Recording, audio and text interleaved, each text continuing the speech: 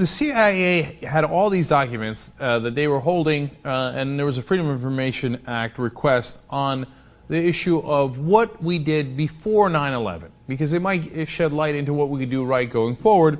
And so the National Security Archive has gotten a hold of 120 documents from the CIA now, and they are now public. So what do we find out from it? Well, we find out that it turns out the CIA gave 7 different warnings to the Bush administration.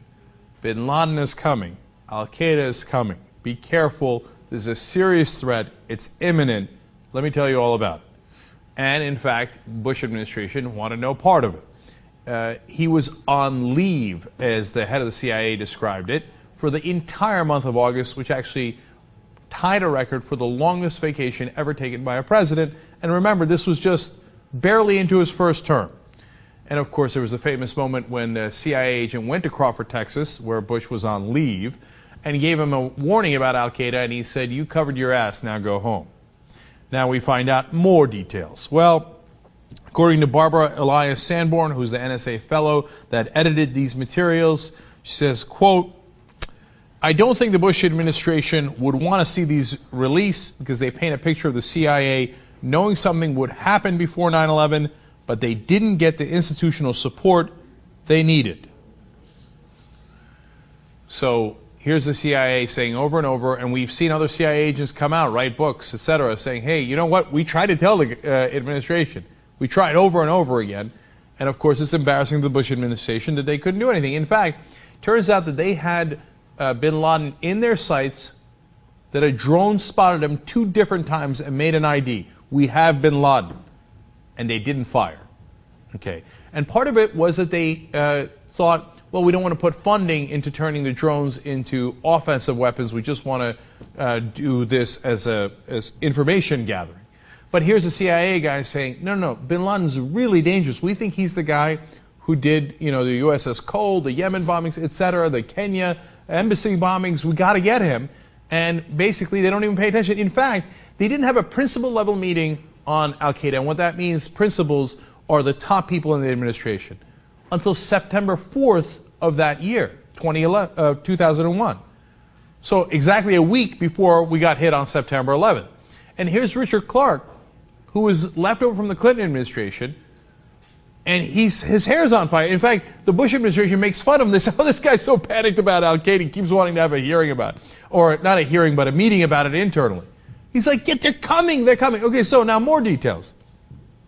The CIA explains it was too late for the departing Clinton administration to take action on this strategic request, but that as soon as the Bush administration came in, they had all the information, they had the request, they had the proposal. They're like, please let us go get Bin Laden. And the answer was, we'll talk about it later. No, no, no.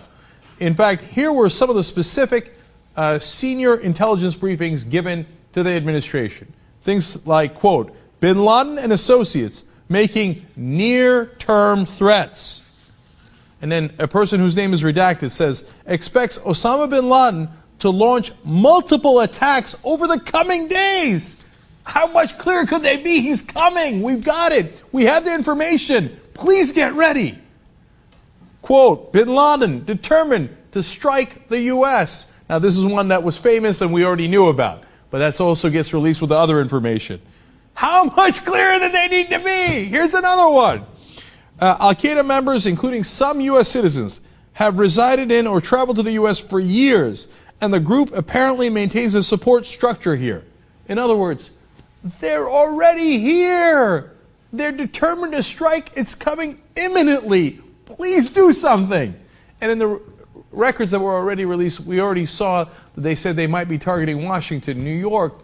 In fact, when you look at it, it's actually not that much of a breakdown of intelligence. It's amazing how much we knew about it.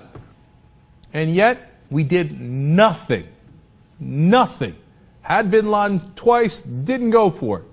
Ignored 7 different briefings saying that they are about to act unilaterally. And then the great irony is that the Bush administration turned this around and used it as their biggest advantage in the next election. They said, oh, you got to vote for Bush again. He protected us during 9/11. But he literally did the exact opposite. He didn't protect us at all. He sat in his ranch and Crawford, Texas for a whole month, breaking vacation records. Here are guys with their hair on fire in the building. Go pay attention. They don't even meet about it until a week before the terrorist strike happens. It should have been his greatest deficit, his greatest weakness. It should have been the thing that his opponents ran against, saying, we can't let somebody like this be in a position where they are so negligent that this happens again. And instead, because of the amazing job the Republicans do in politics and the horrible job the Democrats do, the Republicans turned it into their advantage and said, you see that? Because of 9/11, you have to reelect us. When the facts are the exact opposite.